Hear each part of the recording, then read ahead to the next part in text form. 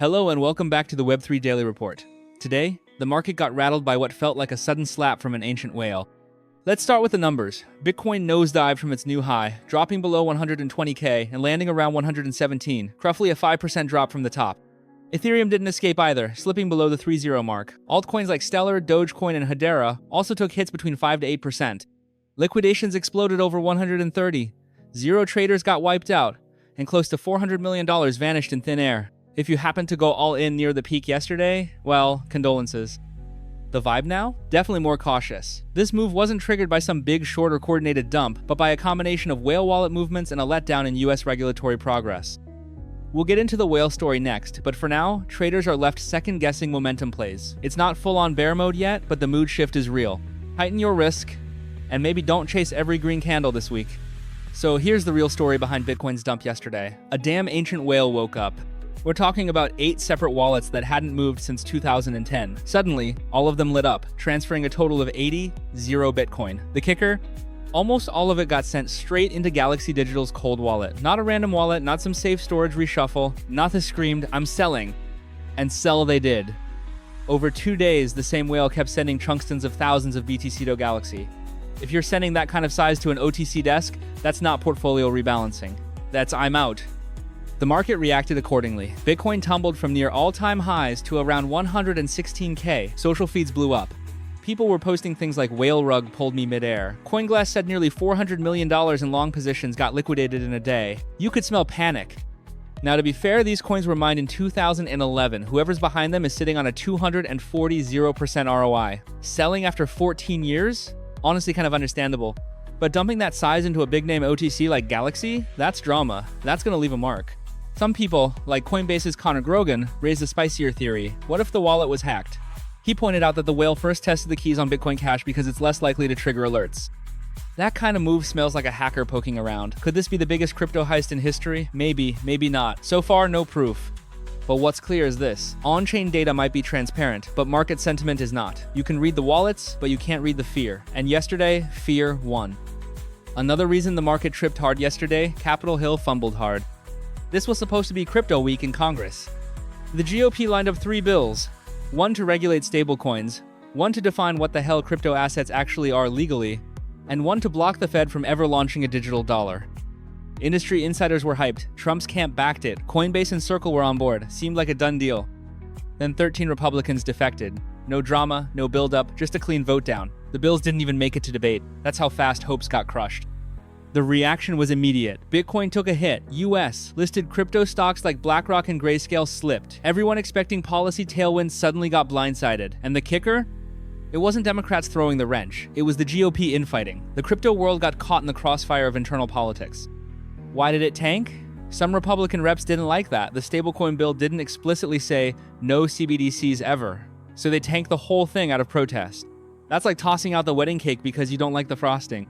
It's dumb. But it's not over. These bills can come back with revisions. Talks are already happening. If they eventually pass, it'll be the first time the US has a real regulatory blueprint for crypto, and that's long-term bullish. But for now, traders just got reminded, even in a bull market, dumb politicians are still the biggest risk. Yesterday, Grayscale quietly pulled a major move. It filed a confidential IPO draft with the SEC, signaling it's ready to go public and become the first pure-play crypto asset manager on the stock market.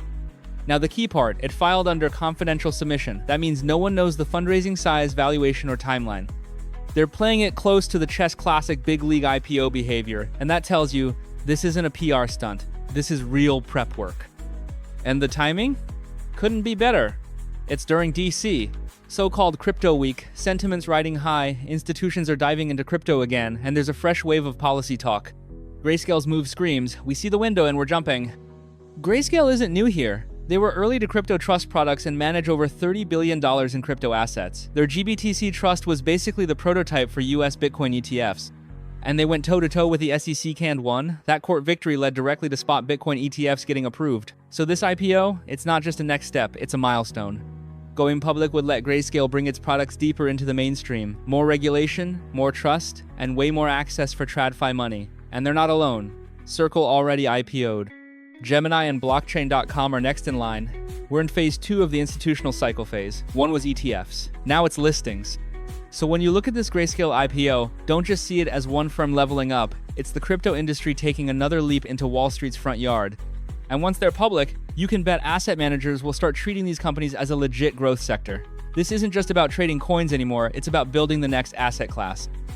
Here's something big that flew under the radar yesterday. Institutions are going heavy on Ethereum. We're not talking small bags. Over the past month, top corporate ETH wallets have been swelling fast. Bitmine Immersion Technologies, for example, now holds over 160, zero ETH, nearly $500 million worth. Their founder literally said they're modeling their strategy after MicroStrategy, except for ETH. That's not a casual buy, that's vault building. Then there's SharpLink, run by Ethereum co-founder Joseph Lubin. They went on a 3-day shopping spree. 10K ETH on the 11th, another 16K on the 13th, and then 24K more on the 14th. All in all, over $70 million worth stacked in cold wallets. And they're not alone. Bit Digital, BTCS, GameSquare, they're all building monster ETH treasuries. Some are topping 6 figures. Data backs it up. CoinShares reports ETH investment funds have seen 12 straight weeks of inflows last week, alone pulled in nearly $1 billion. That's the 4th highest weekly net inflow ever. So what's the draw? Institutions are realizing Bitcoin's already locked down the digital gold narrative. But Ethereum? It's shaping up to be the digital operating system. It's programmable, it powers DeFi, real-world asset tokenization, smart contracts, you name it. And ETH isn't just a coin, it's fuel. It's how the machine runs. This could be the start of Ethereum's own institutional bull run. Just like Bitcoin had in 2020, 2021, ETH might now be entering its reserve asset phase. We're no longer just trading coins, this is capital deployment. And over in Hong Kong, something big just happened. CMB International, the brokerage arm of China Merchants Bank, officially secured a virtual asset trading license from the SFC. What's the big deal? This makes them the first bank-backed mainland Chinese brokerage to get approved for crypto trading. Before this, most licenses in Hong Kong went to native crypto exchanges like Hashkey or non-bank affiliated brokerages just testing the waters. But this is state-owned banking money stepping into Web3. CMB isn't playing small either. They've already said they plan to build full-on virtual asset portfolios for clients combining crypto with stocks, all inside one platform. That's not just offering a BTC tab in the app.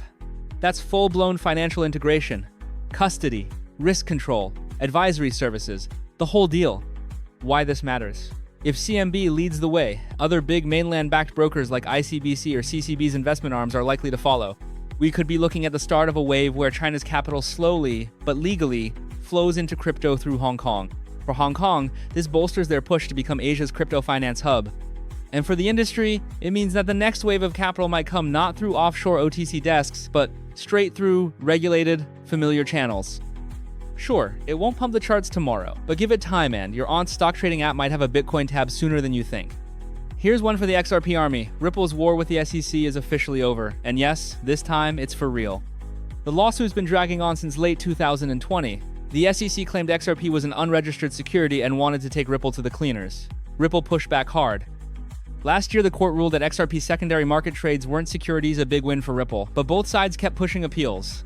Until last week, Ripple dropped their appeal, and now, the SEC has done the same. The case is done. XRP is no longer under legal siege in the U.S., and it's free to trade without that legal cloud hanging over it. Markets loved it. XRP pumped to 2.5, more than double its price at the start of the year. Volume exploded. Major exchanges relisted it. And there's talk of XRP spot ETFs being quietly prepped in the background. But the real impact goes beyond Ripple. This signals a broader shift. The SEC's backing off. That raises hope across the board maybe other projects will get a second chance. Maybe regulation is about to loosen up, especially with Trump back and policy winds shifting. Sure, cynics say this was political pressure or donor influence, but Ripple's win is locked in. And they're not wasting time. They just announced a plan to buy licensed broker Hidden Road, launch a USD stablecoin, and push out new financial products. They're going hard while the window's open.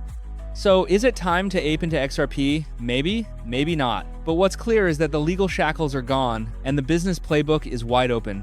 Here's something hilariously ironic. Vanguard, the world's second largest asset manager and a notorious crypto skepticist, now the biggest institutional shareholder of MicroStrategy. Yeah, that Vanguard. The same firm that said it won't offer Bitcoin ETFs. The same firm that warns clients about investing in digital assets. The same firm that tried to stay miles away from crypto. Well, turns out Vanguard owns over 20 million shares of MicroStrategy, about 8% of the company. That makes it the #1 institutional holder.